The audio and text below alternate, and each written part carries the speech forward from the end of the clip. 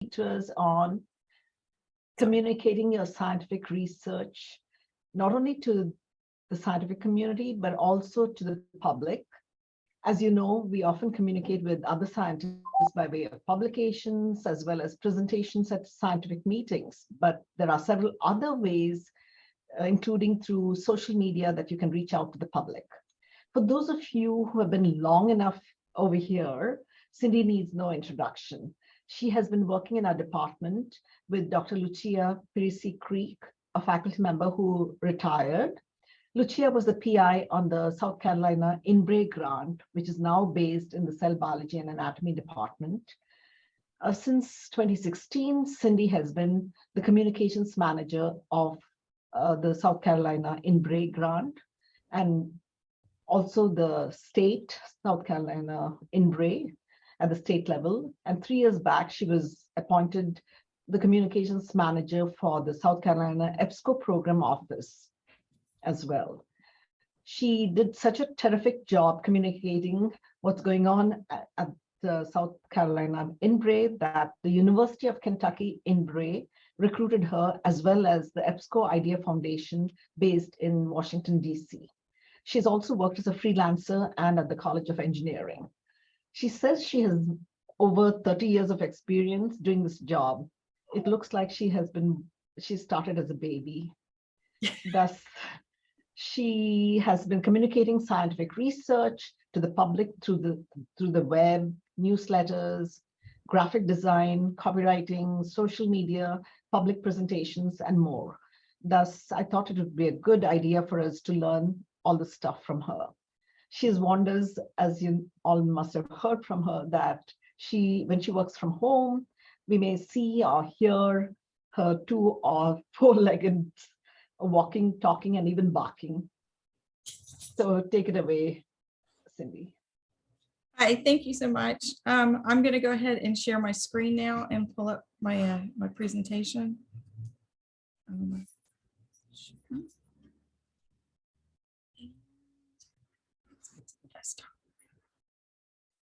All right. So there we go. Give me 1 more second. All right, I am actually sharing this. I built this presentation in a program called Canva, and I'll be presenting that resource to you later. So you're going to actually see how Canva can work to do presentations as soon as it opens up. All right, so I'm going to talk to you a little bit about the what, why, and how of science communication. Let's just start with what. What is science communication? And basically, it is exactly what it sounds like it is. It is communicating your science to the public, to constituents, to possible collaborators. So why do you want to do this? As you know from living through the pandemic, a lot of misinformation was put out there. So it was the scientists who stepped up through social media to actually educate the public, to educate people who are in leadership. It's also a way for you to establish yourself as an expert. It's a way for you to find collaborators. It's a way for you to find potential faculty members, postdocs, students. There are a lot of reasons why to communicate because it is a broad and big world now. If you're the only one who knows what you know, then you are limiting yourself. A lot of, as we all know, a lot of your NIH grants are also peer reviewed. If your peers see you on social and you have established yourself as an expert, you're more than likely to get a favorable review. So that is just another personal reason why to think about doing science communication. So that's great, but how? How do you communicate science? There's always, first of all, you need to know what your goals are. What is it you want to tell? Who is it you want to tell it to? What is the best way to tell them?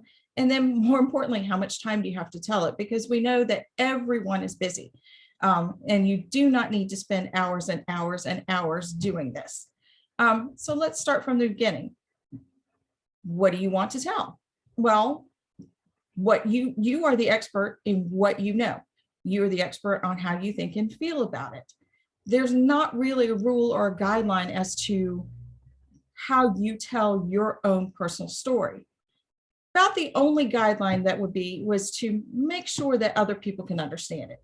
You know, don't use, when you're on social media or you're out in the public talking about your research, develop your elevator pitch. Be able to say in just a couple sentences what your research is, so that anybody with, say, an 8th grade science education or up, or your grandmother. I mean, there's a great quote by Albert Einstein where he said, you never truly understand something until you can explain it to your grandmother. So keep that in mind when you are talking to the public, that they don't know what you know, but telling what you know is very important.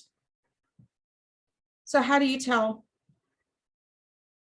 Okay, it stopped working on me. There we go. Come on.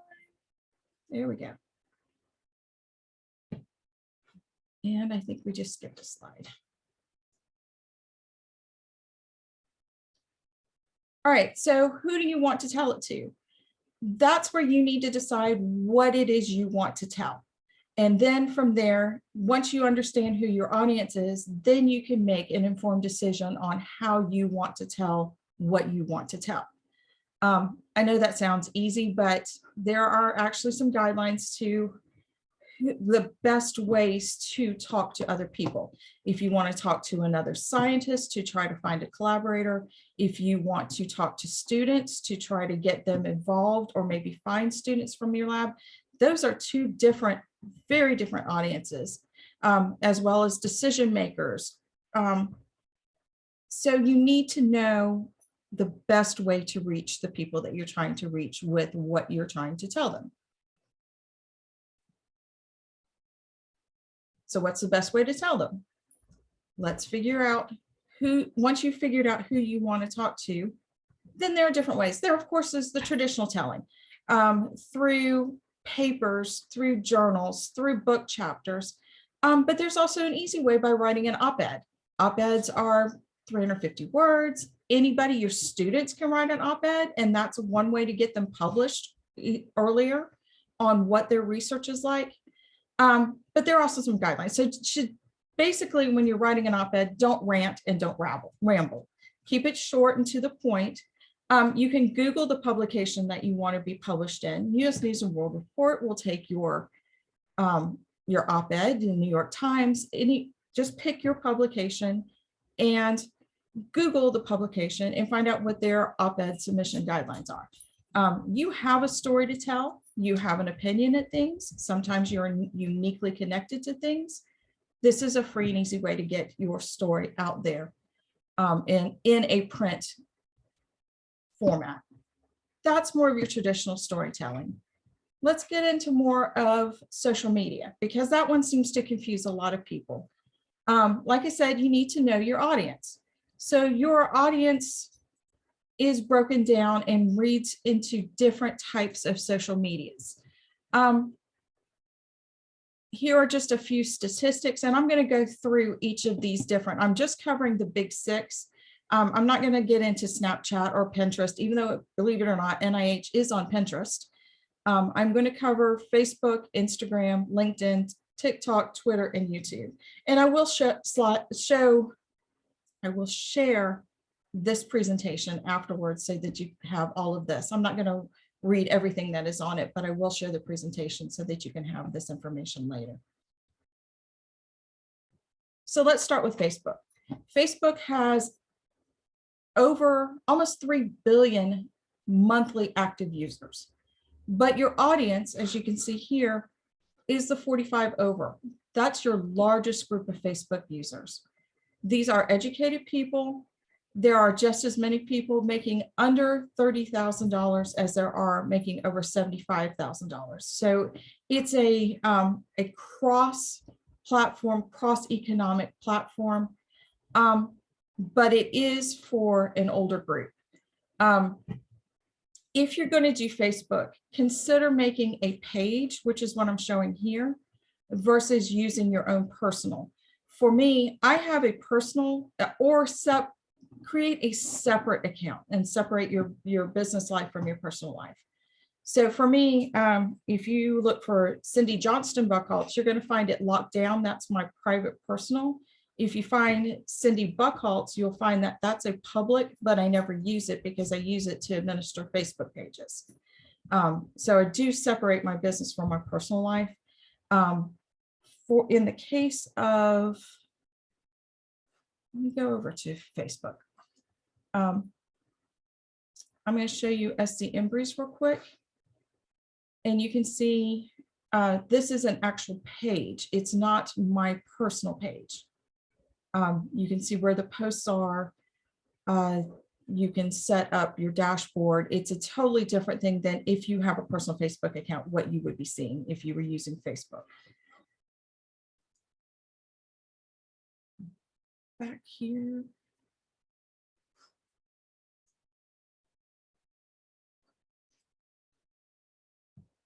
And this is not moving quick enough because I'm sharing bandwidth.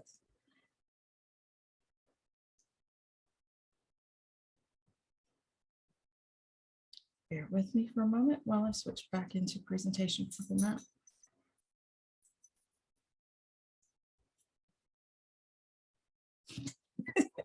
It never moves as fast as you want it to move.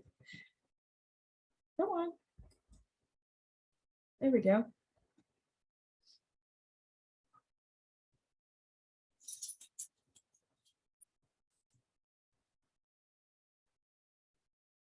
Let's touch briefly on Instagram because probably most of you have heard of Instagram. This image is showing you what a personal Instagram looks like versus a business Instagram. I do use Instagram for SC Embry. This is not a popular source for getting news. Let's just put this out there. This is more pictures and pictures with stories. It is Gen Z's favorite platform.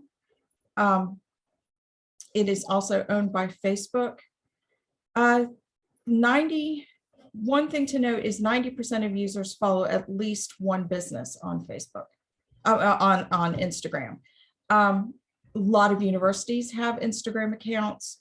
Again, this is more picture, and this is for a younger crowd than trying to make business connections or trying to find collaborators or trying to present science. This is not a heavy hitter. This is to attract a different group, a different audience. And feel free to pop in and ask me a question at any point if I'm going too fast or if you want me to cover something a little bit more in depth.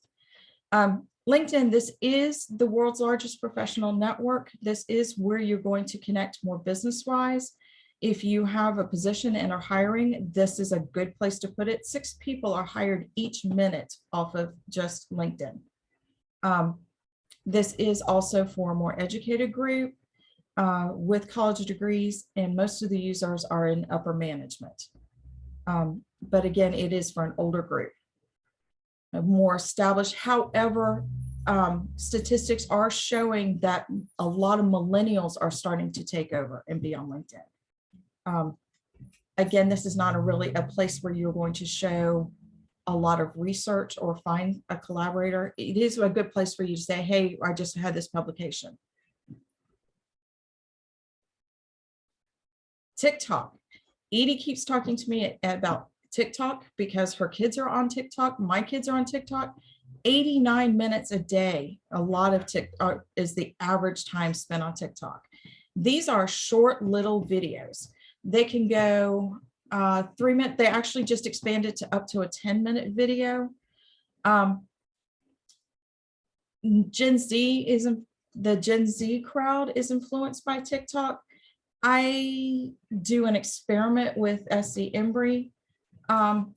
Some of our posts, and I don't really do much with it, but some of the posts have had over 200 visitors and 200 likes for me not doing really anything with it. To note about TikTok, that one online minute, 167 million TikToks are watched globally. I will be doing an experiment this spring with SC Embry when we have our science symposium, trying to get some of the students to talk about their research and post it to TikTok. This is a great way to get your younger group involved and to reach a younger group. Again, these are quick little videos most of the time. My kids watch silly little things, but it is a newer place for science to break into that hasn't really been explored a lot for that use. Twitter is my favorite. This is where I spend a lot of time. This is known as the place to discuss events and gather breaking news. You are limited to telling your story in 288 characters. Sometimes you'll see 280, a short little blurb and 1/, and then they'll post in the comments the next amount that they want to say, and then the next amount until they get the full story out. I know my husband used it a lot during the pandemic when he was developing the saliva test, sharing information with other scientists because it was quick. You couldn't wait on a publication. You had to get the information now. A lot of people used it. Who's got PPE? You know, here's what we've tried here. Here's what we've tried here. Then here's what works, what doesn't work. It is a very fast moving piece of social media. With the two Embry's I work for South Carolina Embry and for Kentucky Embry's, I use it to follow what's going on in all of the Embry's as well as the societal organizations that are related to biomedical research. I expanded out. I'm showing here a screenshot from the EBSCOR Idea Foundations where I'm following a space grant, I'm following an EBSCOR because that's a broader range audience of who all EBSCOR and IDEA service. This one I would recommend if you don't do any other social media, hop onto Twitter. A third of the users are college educated and make more than $75,000 a year. Start following people, get people to follow you. Again, it's a great place to say, I've published this. Here's a great article I just found. It's a really good way in the sciences to get yourself established as an expert on a subject. So I would do a deeper dive if you don't want to do any other social media, but look into Twitter.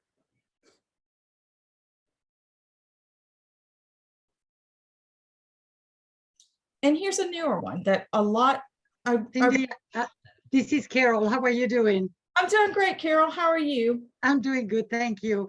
I just wanted to mention that a couple of years ago, I had a student who had a Magellan Award, and they had to write. It was actually when the number of characters were limited to 150, and part of her graduation from the Magellan Scholar program was to write in 150 characters, tweet what she had done over the couple of years that she was supported by the Magellan. So that's very much into what you're talking about. It's a good exercise. Yes. So if you can't explain what you do to the general public in a short amount of characters, you need to rethink your elevator pitch, because you've got to be able to tell anybody, including a potential investor, what it is you do, and they need to be able to understand it. So thanks for sharing that, Carol. I was very happy when it went from 144 to 288, because at least I could share a little bit, a little bit longer. So let's drop into YouTube a little bit. This really, I had trouble finding examples of where scientists are using YouTube. It's kind of a newer, and it's really an unharvested field. It's really where you could make a difference by posting videos. I did find SciShow has a lot of short videos. You can do YouTube Shorts, which are 60 seconds or less, or SciShow has them on all kinds of different subjects. A lot of science stuff that you guys would understand is here. But just this morning, Jennifer Fowler, I just found a post for her on LinkedIn where she is starting to do her own video series on Python, R, data science, machine learning, and AI, telling what she knows. And this is a good place for you to set up your own channel and just break down what it is that you are working on.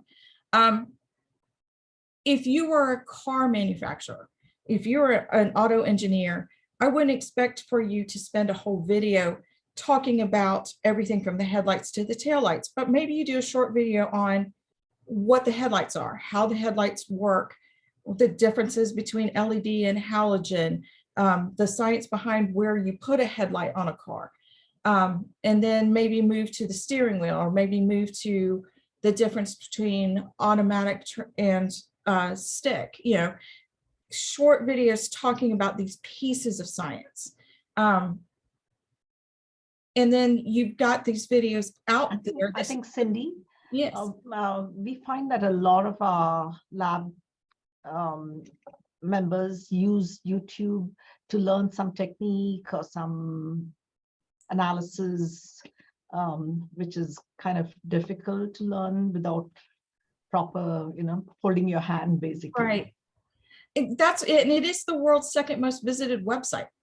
A third of internet users have watched a tutorial or a how-to video this past week alone.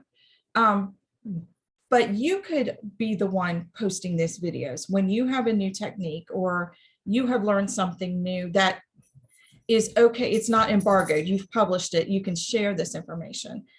Your students could talk about their research. Again, this is a field where a lot of science is not being presented, and it's an unfettered field that you can break into. 99% of users are on other social media platforms, so you can hop onto Twitter, Facebook, LinkedIn, whatever, and say, hey, watch this new video I just posted, or check out what my student is watching or working on. So that's something to consider if you've got more time. If you have limited time, again, I would say start with your Twitter, because a lot of sciences are there. Twitter also supports hashtags and tagging, just like the others do. And I'll come to that in just a moment. NIH, you can tag, or NIGMS, you can tag. And here's what I'm talking about, hashtag and tagging. When you have your own personal profile, if you want to reach beyond just the people who are following you, use your hashtags, use your tagging. I'm sorry. Okay, Lucy, you're fine. All right, sorry. Because this will be picked up from others. So I know when I'm posting for SC Embry or for Kentucky Embry, I will tag NIGMS, and NIGMS, the National Institute of General Medical Sciences, actually picks up my tweets and pushes them along. And I've seen that with the National Association of Idea Principal Investigators. And when I tag NAPI, they retweet. So I end up with a bigger audience than just the people who follow me and find what I'm working on. I've done some examples here, like NIH, ASBMB, the School of Medicine, or you can tag the subjects like pathology, like research, like microbiology, hashtag immunology. And anybody who is searching for immunology will be more likely to find your post, your tweet, than if you had not used your hashtags.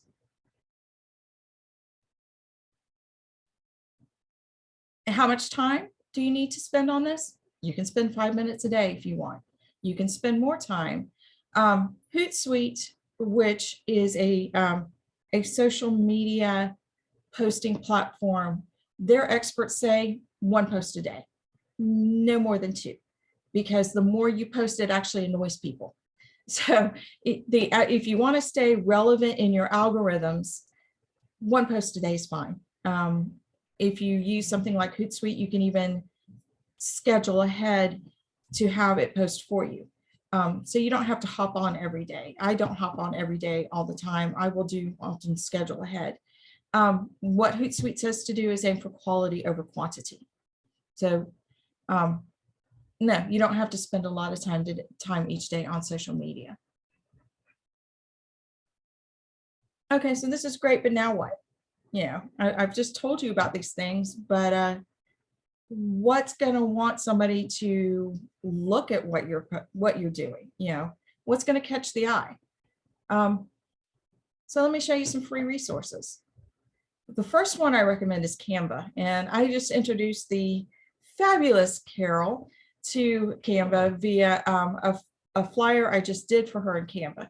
Canva is free to use. You can do a lot in Canva. Like I said, this presentation was done in Canva and it's being presented from Canva. Tons and tons and tons of templates, from social media posts to flyers to even you can do videos within Canva and pick a nice background or a frame for you to be in while you're doing your video. You can create posters. It is absolutely free. You don't have to be a designer. It is drag and drop. You just drag in what you want to put and type or put in a photo. Really do not need design experience to use Canva, especially if you're using a template.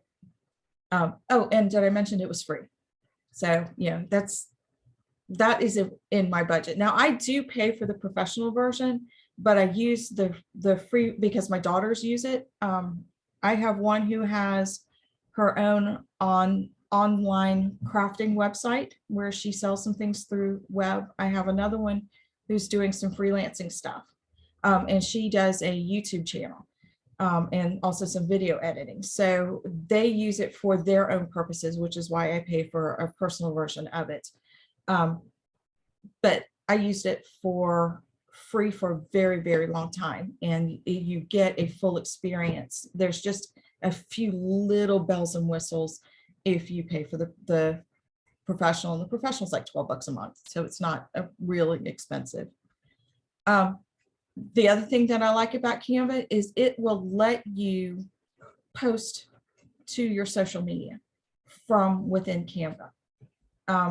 As you can see, there's all the different ones that I was just talking to you about, including Pinterest or Tumblr if you use those. You can also schedule ahead. So if you want to create several posts and say, you know, I'm going to be out of town next week, but I want my posts to go out while I'm gone, go ahead and schedule ahead. You also have all kinds of different types of formats to download in.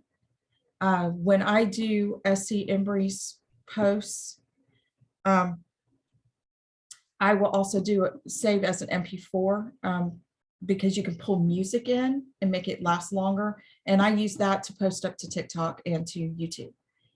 So there's a lot you can do even with the free version to take your stuff to a little bit next level than you thought you could do. You can also share with a team. So if you want to have your students involved, you can share with them and have them working on the post, because, you know, they know what the younger generation is wanting to see, you know, and what is more eye-catching. So again, this is knowing your audience and where you're going to post to, but also getting your students involved. The other tool that I use for posting, I don't use Canva for posting, I use Hootsuite. This is just showing you the streams that you get in Hootsuite. Hootsuite, the free version, will let you post to 3 social media at one time. And you can also tag while you're creating your post. If you want, I can back up and go and show you what Hootsuite looks like. Like I said, the free version will let you do 3 platforms at a time. The professional version, which is what we pay for with SC Embry, you can do 10 social media platforms at a time. The thing I like about Hootsuite, besides having that tagging option in it, is the analytics. And you can also, as you can see here, there's a way to see who has liked. And if they post within Hootsuite, you can go back and comment within that program without having to go say if somebody posted a comment to your Twitter, within Hootsuite, you can also respond to that comment if you wanted to. So let's move ahead to website, because I know you don't have a lot of support for doing a website, but maybe you want a website for your lab, but you're not a designer. Look at Google Sites. SC Embry's website is actually a Google site. And Google, it's a drag and drop with some templating, some free templates, or what they call themes, ready for you to go. In fact, let me drop back out of this presentation and run over to SC Embry's website. All right, this is what the website looks like to the public. This is what you're going to see if you go to scembry.org. This is what I'm looking at with SC Embry. I'm going to go to Insert. And you can just say, I want to put a text box and grab it. If you're not sharing your bandwidth, come on. I want to put a text box in. There we go. There's my text box.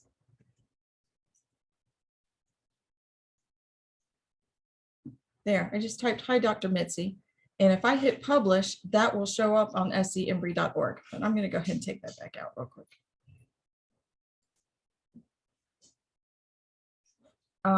It will let you these will let you set the way you want to have columns. If you want to have columns in text, you can have collapsible, but all you do is drag these things right over onto your pasteboard and just get to getting.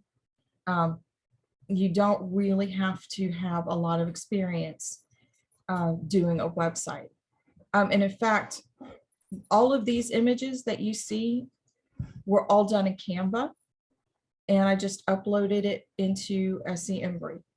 I'm going to go here to resources real quick and show you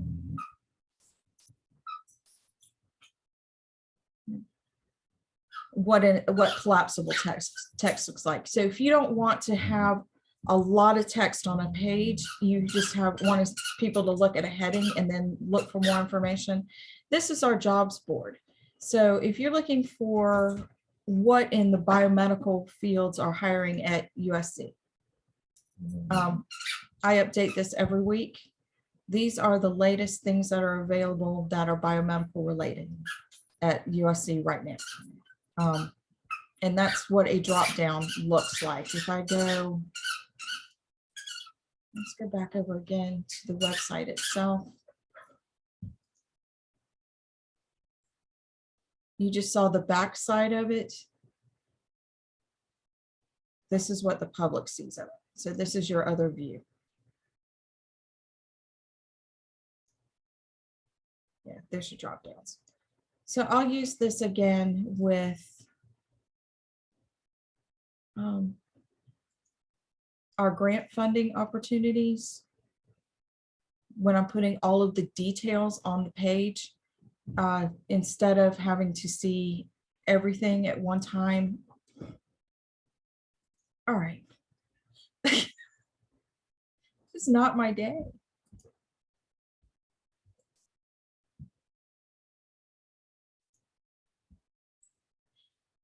But the best thing about Google Sites, while I'm waiting for this page to load, is that it's free.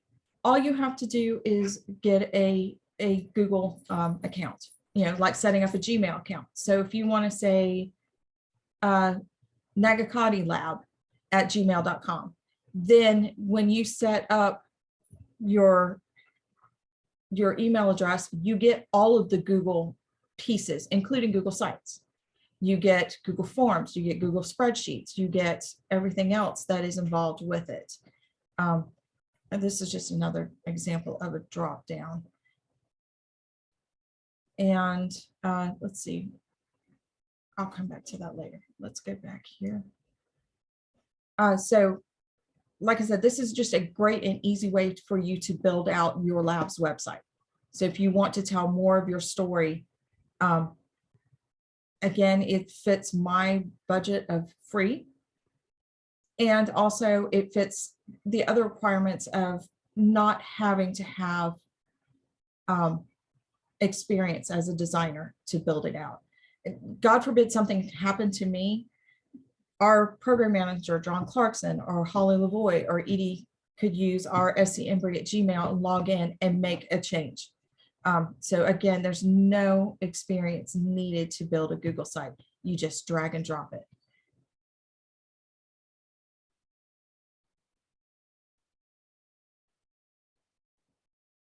Another thing to look at, another freebie resource is Bitly. So when you, for example, this Zoom link, which is the Zoom link for today, if you want to build a shorter link for people to get to, consider Bitly. Bitly, again, is free. When you sign into Bitly, you can create a new one and say link, and then paste your long link in. And then when you say create, up pops another window, and you can give it a title, and you can give it, you customize the back half. So if I were sharing this link, I would say PMI SciComm 10/2022. For a meeting I just did for Carol, I gave her a short bit.ly for a seminar and a date, so that nobody had to remember the longer WebEx that you were using. Yes, nobody has to remember the long WebEx. It's just a short URL. I was wondering what that bit.ly was about. So I didn't say anything because it looks so gorgeous, and we already diffused it throughout the School of Medicine. But I was stunned because, yes, it was such a long link. So thank you for this. Yes, well, actually, I'm showing you right now your virtual seminar. This is the screen capture I did this morning in Bitly, and there have been 111 total clicks. So you also get some analytics with Bitly. You can see who's clicking. And you can see from this long list that I use Bitly a lot. But you get some analytics with it also to see when they've clicked and how many clicks you've gotten. So in case you're curious if anybody's actually using it. The other thing you can do that's free in Bitly, as you can see right here, is get a QR code or tweet your event. So you can do this within Bitly. Oh, and it's free. So real quick and easy to use, but it shortens those long URLs.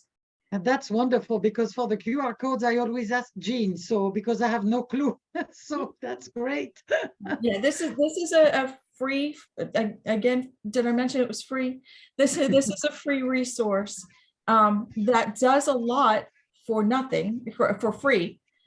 They have a paid tier if you need more bells and whistles and need something more robust. But I think for most needs, I have only ever used the free resources. I've never really delved into any of the other things because I just don't need them. I use it for the shortener. So yes, Carol, that's what it was. To tie it all. That's wonderful. Thank you very much. You're welcome. If you have a lot of links and you have a lot of stuff going on, another free resource is Linktree. And it is, as you can see, this is KY Embry's, Kentucky Embry's. I use it for SC Embry. I use it for some other things. Oh yeah, it's free. But it's a good way for you to say, hey, my URL is Linktree at Carol. And then from there, you can put in all of your different links, your Facebook link, your Twitter, your Instagram, your LinkedIn, how to email you. Here's how to get their website, to subscribe to the newsletter. These are some events that are going on right now. Oh, I got to update that one because registration closed Monday. But it's one quick place to put everything together. And again, it's free.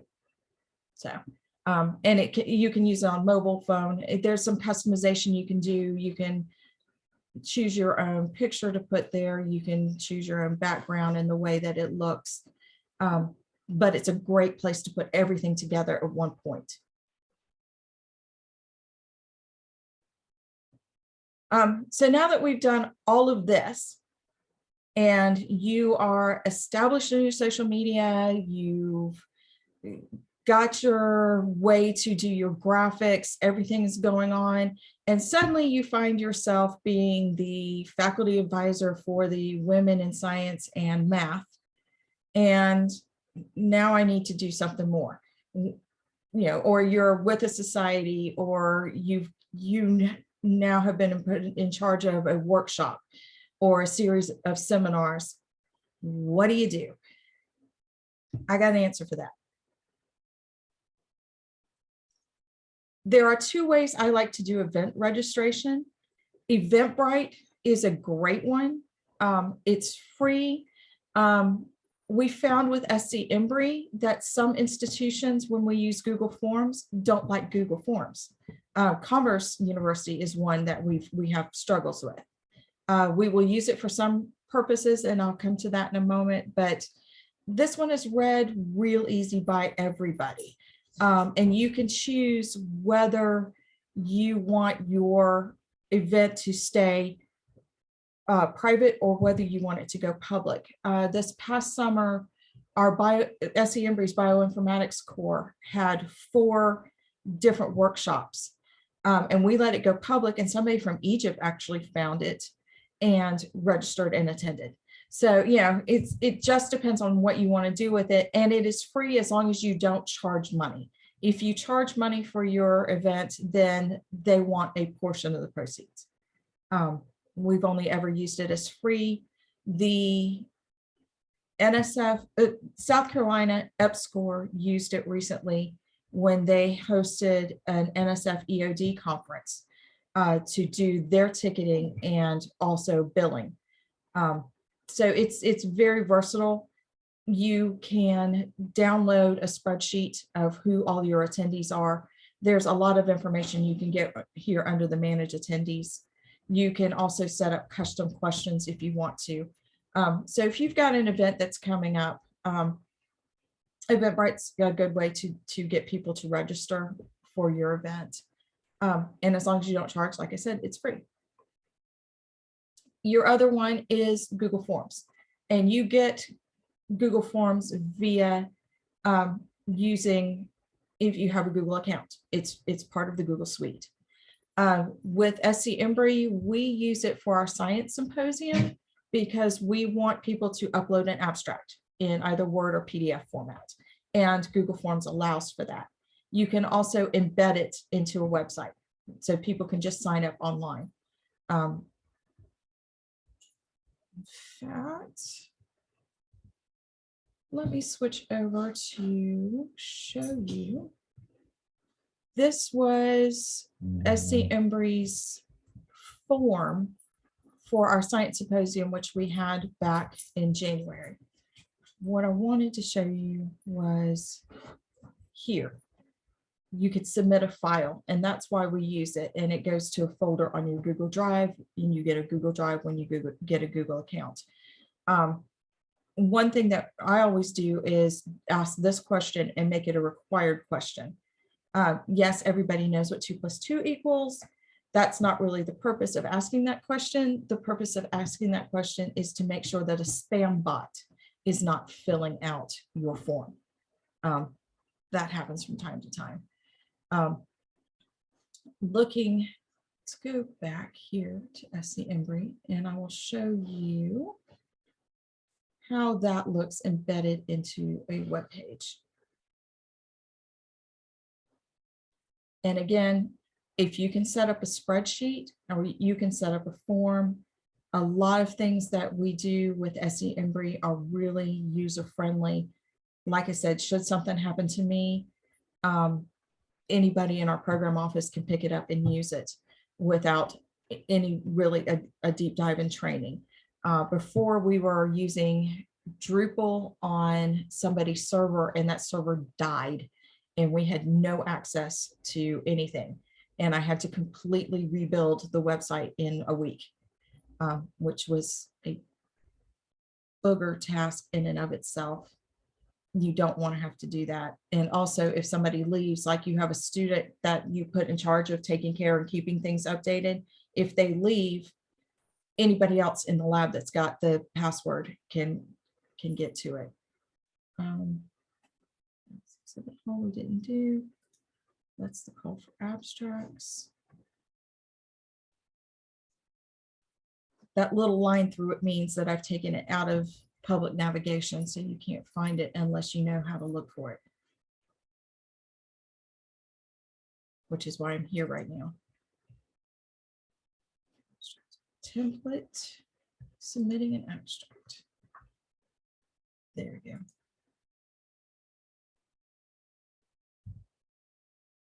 No, wait, I think we had that go right out to the form. So never mind, I'm not going to show you that. Let me go back to the presentation. Just trust me, you can embed it. There's a quick and easy way to do so.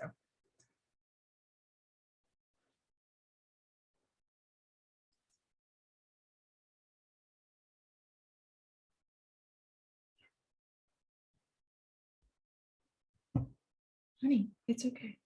Good doggy.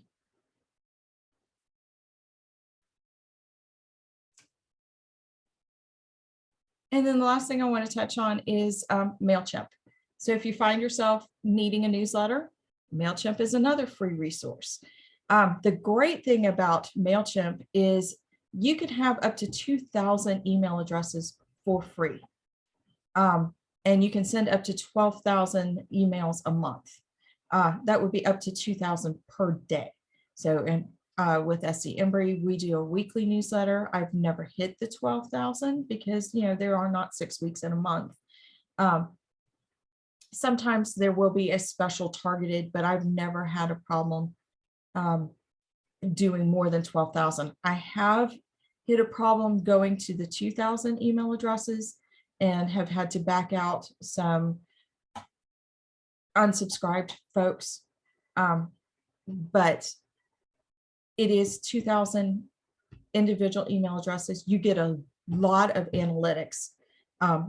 Who has clicked on what, how many unique clicks you've gotten, how many total clicks you've gotten.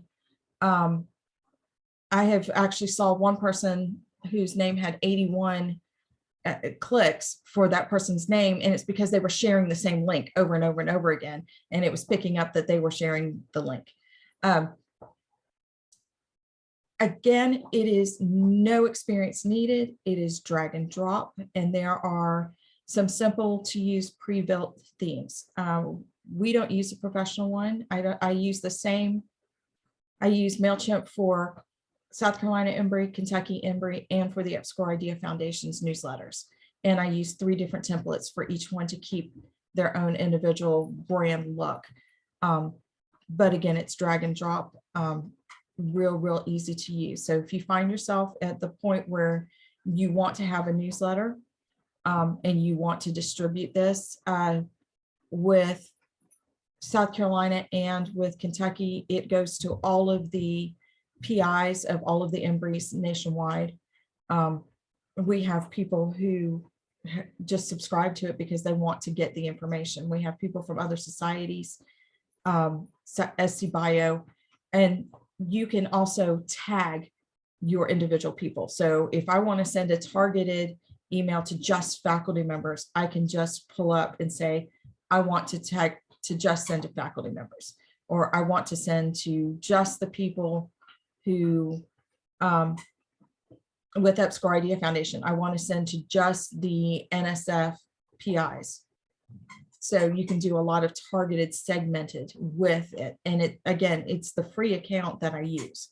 So I'm not telling you about stuff that you have to pay for. So that would be the end of what I've come to.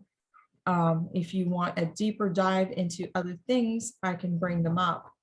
So it is up to you if I have covered everything, or if you have questions or any other information I can share with you. This was wonderful. We were interested in making web pages for all our faculty, and I think it looks so simple now. Yes, like I said, I highly recommend it because it's just, like I said, you can drag what you want to do onto a page. Actually, let me go here. Let me start with a fresh page and just, no, not that. I have a questions regarding if I already have a web page, is there any way that I can take the content that I already have and change it to the free one? I don't know another way to do it with Google Sites that is not copy paste. I'm sorry that I don't have a better answer than that. Okay. Like I said, when the server that we had our website on went down, I couldn't even get to the pages themselves. I had to go to Google and look up that page and wait until it came back and said that page isn't found, use the cache. And I would say, yes, please. And I had to wait 1 to 3 minutes for that cache page to come up and then copy paste. So I don't know a way to import an already built website. I wish I could help you better than that. I wish I could give you a better answer. Copy paste is okay too. Like, I wasn't sure if even I can do that. So Yes, yes. I was trying to get to.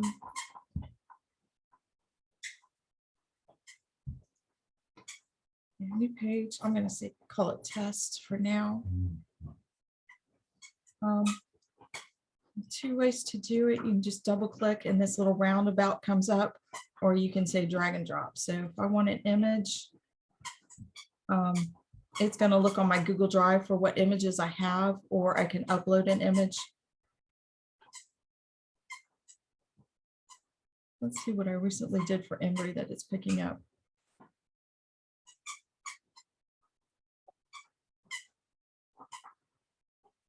I'm sorry, this is so slow. It's sharing bandwidth with the Zoom. Okay, so this is the newsletter I put out yesterday. If y'all aren't getting SC Embry's newsletter, you can subscribe from the resources newsletter archives page. But here I've posted in this. So if I want to add a link to that image, I can just insert a link. If I want to change the size of it, it's drag. And it locks. I don't know if you can see the light lines behind it. Those are pre-made column lines that Google puts in existence. So it's going to snap to one of those lines as soon as it figures out that I've let go of the mouse. So it snaps. And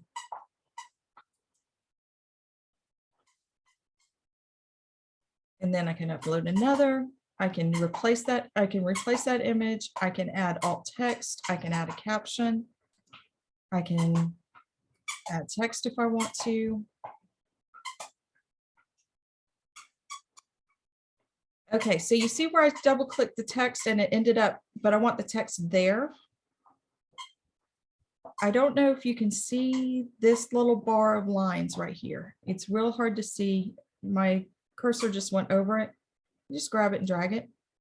Like I said, it's drag and drop. It's real easy. So there's my text.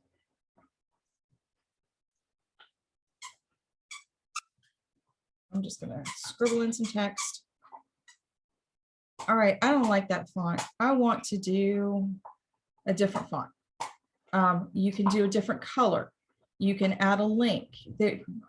It's all there, just like you're used to probably seeing in Word or in other text applications. You know, let's do brief serif just because it's right there. And I want that text to be, I want that text to be red. That's how easy it is. I want that text to, I want that to be a title. There, it's already established for me as a title. It's just, there's my heading text. I'm just going to tell it to be normal text, but I want to change the size. So, I mean, it's just that easy. It's really, there's no hard secret to it. It's just a lot of drag and drop. And then when you're ready for your page you can preview your page by clicking that. Here shows what it would look like on a desktop. Here shows you what it would look like on somebody's tablet. Here's what it would look like on somebody's phone. So you can even preview and see what it would look like on different formats. And then we're going to come back out of that by clicking the X.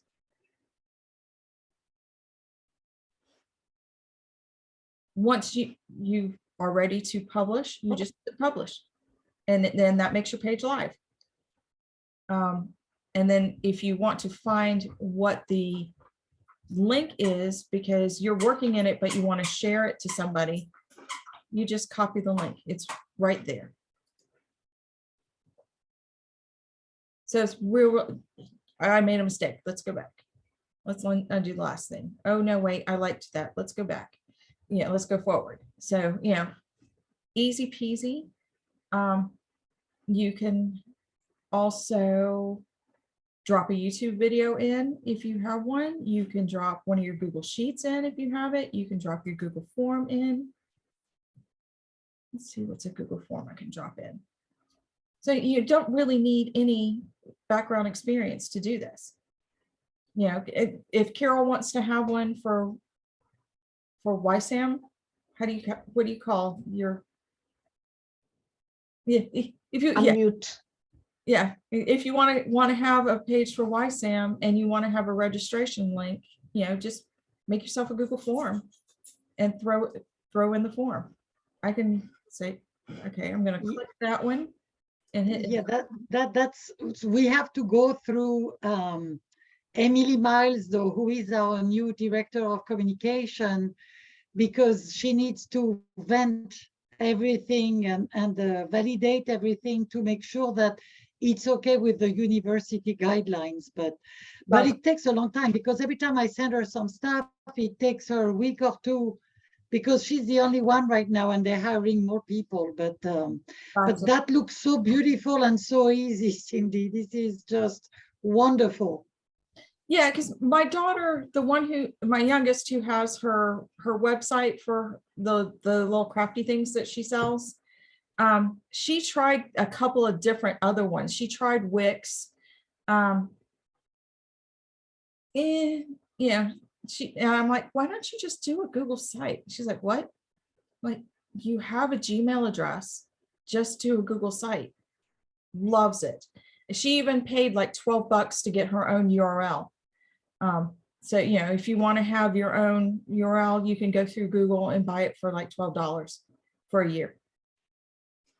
Let's see. We don't need that. Our career development workshop, whenever I do the agendas, I do them in a Google spreadsheet and I just drop them right into the page. And you can resize as you want.